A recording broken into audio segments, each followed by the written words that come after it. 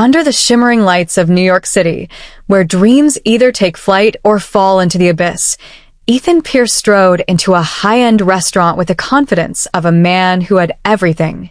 At 34, he was the CEO of a tech empire that had turned him into one of the youngest self-made billionaires in the world. Wealth flowed through his veins like oxygen, and luxury was his second skin. But beneath his polished exterior lay a man disconnected from the world around him, bored of the opulence that defined his existence.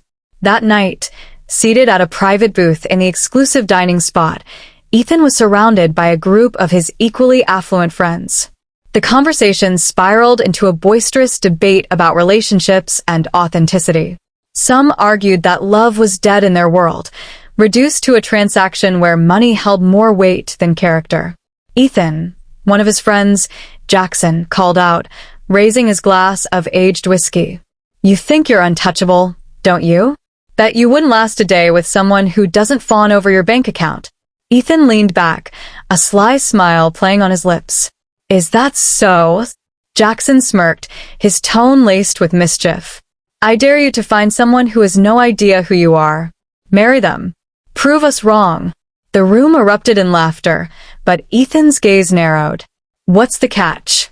"No catch," Jackson said, leaning forward. "Pick someone who's grounded, real. But here's the twist. You have to meet them doing something entirely ordinary. No yachts, no penthouses, no tailored suits. Strip it all down." Ethan tapped his fingers on the polished table, the challenge igniting a spark in his otherwise detached demeanor. "You're on," he said, his voice steady. "But don't expect me to fail." A week later, Ethan found himself driving aimlessly through the suburbs of Brooklyn. Dressed in a plain hoodie and jeans, he felt oddly invisible, an experience he hadn't known since his teenage years. The soft glow of a McDonald's sign caught his attention, and on a whim, he pulled into the parking lot. Inside, the place bustled with families, teenagers, and workers grabbing a quick meal. He joined the line, blending in seamlessly. That's when he saw her, a young woman with a radiant smile, handing out trays with an ease that made the mundane seem remarkable.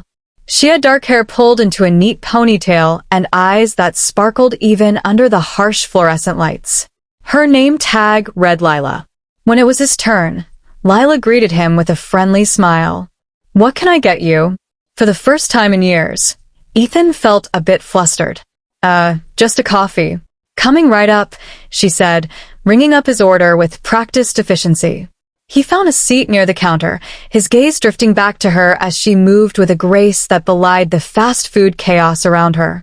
She wasn't just working, she was genuinely engaging with every customer, treating each one as if they mattered. Intrigued, Ethan returned the next day and the day after that. At first, their exchanges were limited to polite smiles and brief conversations about his order. But by the fourth visit, Lila raised an eyebrow. "You're becoming a regular," she teased. "Guilty as charged," he said, flashing a grin. "The coffee's decent." She laughed, the sound warm and unguarded. "Decent? Wow, that's high praise. What do you actually do, by the way? Or are you secretly scouting for McDonald's secrets?" Ethan hesitated, crafting a half-truth. "I'm in tech. But lately I've been reevaluating things, Trying to reconnect with what's real." Her smile softened. "That's rare. Most people just go through the motions." Over the weeks, their conversations deepened. Ethan learned that Lila was working at McDonald's to save up for nursing school. She spoke of her dreams with a conviction that moved him, her resilience shining through every word. And though she had no idea who he truly was, Ethan found himself captivated by her authenticity. The day he proposed was as unorthodox as their meeting. They were sitting in a park, sharing fries from a greasy paper bag. "Lila," he began, his tone unusually serious. She looked at him, her brow furrowing. "What is it?" "Would you marry me?" he asked, holding her gaze. Her laughter bubbled up, full of disbelief. "That's not funny, Ethan." "I'm serious," he said, taking her hand. "I've never met anyone like you. You've reminded me what it means to truly live."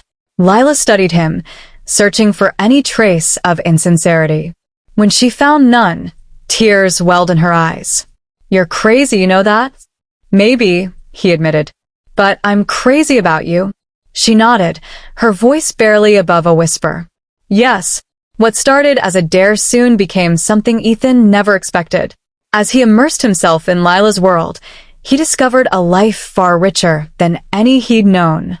But the secret of his identity loomed over their relationship, threatening the fragile foundation they had built. Ethan and Lila's life together began in a modest one-bedroom apartment she had been renting for years. Ethan insisted on staying there, even though he could have whisked her away to the finest penthouse in Manhattan. He wanted to honor the simplicity of their love, to let it grow in a space that was hers. The wedding was a humble affair held at a local community hall, with fairy lights strung across the ceiling and a playlist of Lila's favorite songs streaming from a borrowed speaker. Her friends from McDonald's, a handful of neighbors, and Ethan's mysterious colleague, Jackson, were the only attendees. To everyone, Ethan was just a guy from Brooklyn who had fallen head over heels for Lila. The simplicity of the event was more than enough for Lila, but Ethan's heart swelled in a way it never had before. He realized he didn't need opulence to feel complete. Watching Lila dance with her friends, her laughter filling the room, Ethan felt as if he was seeing life for the first time. In the months following the wedding, Ethan embraced a life far removed from the luxury he had grown accustomed to. Instead of lavish dinners, they cooked together in their tiny kitchen, experimenting with recipes that usually ended in hilarious disasters. Instead of private jets, they took the subway to explore hidden corners of the city. Lila introduced Ethan to thrift shopping, and he found joy in the absurdity of hunting for treasures in racks of secondhand clothes. But as the seasons changed, so did the challenges. Lila began to sense that there was something Ethan wasn't telling her. "Ethan," she said one evening as they sat on the couch, sharing a blanket. "You've been amazing, but you're a bit of a mystery, you know?" He tensed slightly. "What do you mean?" "You've never really talked about your family, your past. It's like you showed up in my life, fully formed, but I don't know what shaped you." Ethan looked at her, his heart heavy with the weight of a secret. He wanted to tell her everything, to strip away the facade and reveal the truth. But fear gripped him, the fear that she would see his wealth as a betrayal of the simplicity they had built together. "I guess I've always been a private person," he said finally, evading her gaze. "But that doesn't mean I don't care about us." Lila nodded, though a flicker of doubt lingered in her eyes. Ethan tried to bury his unease by immersing himself in Lila's world. He took a job at a local bookstore, wanting to experience the routine of a 9-to-5 existence. He attended community events with Lila, helping organize fundraisers for the local homeless shelter. For the first time, his life felt rooted, purposeful. But the more he embraced this new identity, the more the past threatened to catch up with him. His absence from his company was raising questions among his board of directors. Jackson, who had been the architect of the original dare, began dropping subtle hints that the charade couldn't last forever. "You can't hide forever, Ethan," Jackson said one evening over a quiet drink. "Sooner or later, she'll find out. And if it's not from you..." Ethan cut him off, his voice sharp. "She won't. And I'll tell her when the time is right." Jackson shook his head, a hint of regret in his expression. "I hope you know what you're doing." Lila, meanwhile, was thriving. She had been accepted into a nursing program, and Ethan couldn't have been prouder. He supported her every step of the way, helping her study late into the night and cheering her on at every milestone. But the financial strain of tuition began to take its toll. One evening, Lila sat at the kitchen table, staring at a stack of bills. "Ethan, we need to talk about money." He looked up from the book he was reading. "What about it?" "I don't know how we're going to manage this," she said, her voice tinged with frustration. "I can't keep asking for loans, and I don't want to cut back on school. But we're barely getting by." Ethan's heart ached. He had the power to solve all her problems with a single phone call, yet he was trapped by the lie he had created. "Maybe I can pick up some extra shifts," he offered weakly. Lila sighed, reaching for his hand. "I know you're doing your best, Ethan, but it feels like we're fighting an uphill battle." The breaking point came on a rainy evening when Lila came home to find Ethan pacing the living room. He had just gotten off the phone with his assistant, who had called to inform him that the company was on the verge of a public relations scandal. Ethan was torn between his obligations to the empire he had built and the simple life he had created with Lila. "Ethan," Lila said, her voice trembling. "What's going on? You've been distant lately." He stopped pacing, his face a mix of guilt and resolve. "Lila, there's something I need to tell you." She crossed her arms, her eyes filled with concern. "What is it?" Ethan took a deep breath. "I haven't been completely honest about who I am. About where I come from." Her brow furrowed. "What do you mean?" "I'm not just some guy from Brooklyn. I'm the CEO of a tech company. I'm a billionaire." The words hung in the air, heavy with implications. Lila stared at him, her face a mixture of disbelief and betrayal. "What?" she whispered. "I wanted to tell you, but I was afraid," Ethan admitted. "Afraid that you'd see me differently, that what we have would change." Tears filled her eyes as she processed his confession. "You lied to me, Ethan. All this time, you let me believe we were struggling together." "Why?" "Because I didn't want my money to define us," he said, his voice breaking. "I fell in love with you, Lila. The real you. And I wanted you to love the real me, without the distractions of wealth." Lila shook her head, her voice filled with pain. "I don't even know who the real you is anymore." She turned and walked out the door, leaving Ethan standing alone, the weight of his choices crashing down around him. Ethan stood frozen as the sound of the door closing echoed through the small apartment. The silence that followed was deafening. For the first time since the dare had begun, he felt the crushing reality of what he'd done. Not just the lie itself, but the betrayal of Lila's trust. The next few days passed in a blur. Lila didn't answer his calls or texts, and Ethan didn't blame her. She had left her engagement ring on the kitchen counter, a quiet statement that cut deeper than any words.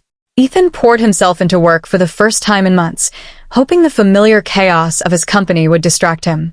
But even the glossy boardroom and the endless parade of meetings couldn't quiet the ache in his chest. His assistant, Claire, noticed his distracted demeanor. "Ethan," she said gently after a tense meeting, "you're not yourself. Do you want to talk about it?" He shook his head. "I don't think talking will fix this one." Lila, meanwhile, stayed with her best friend, Carla, who had been her rock since high school. Carla didn't push for details, offering only a warm meal and a safe space to cry. "Do you love him?" Carla asked one night as they sat on the couch, a box of tissues between them. Lila wiped her eyes. "I do. But it feels like everything was a lie.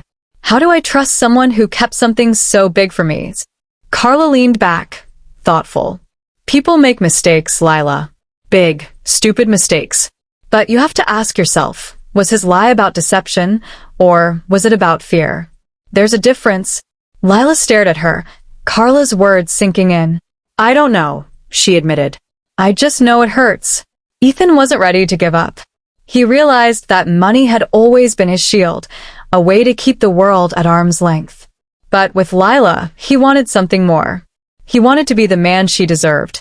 A week after she left, Ethan decided to confront the mess he had made. He wrote her a letter, pouring out everything he couldn't bring himself to say in person.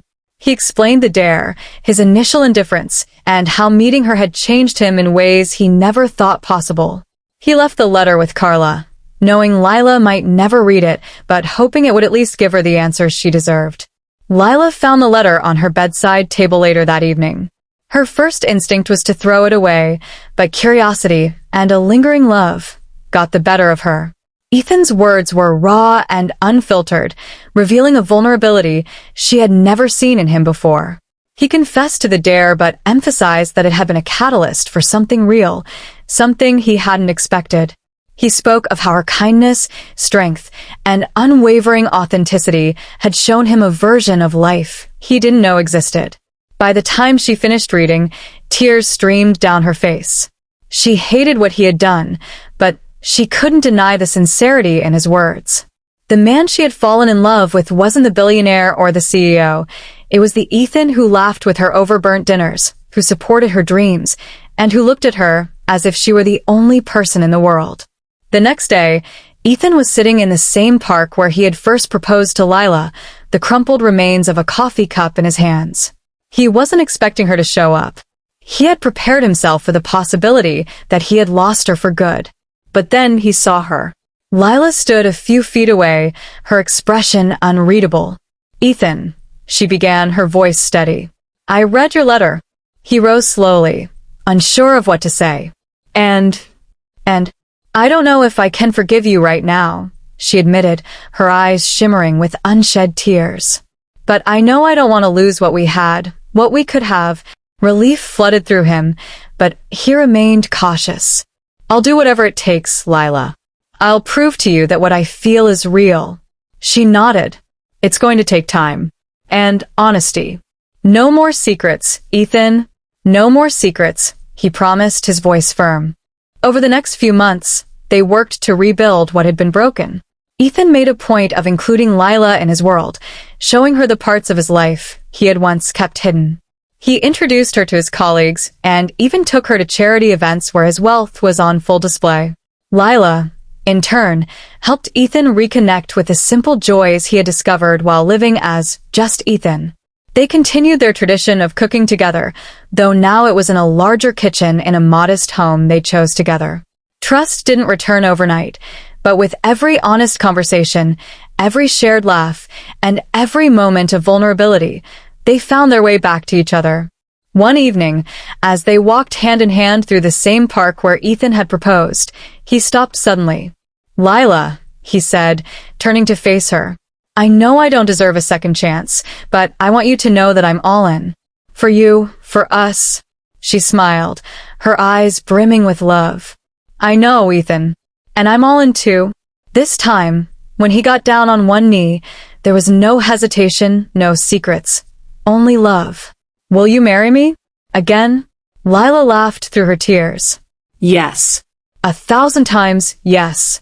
And as they embraced under the starlit sky, they both knew they had found something money could never buy, a love that was real, raw, and theirs.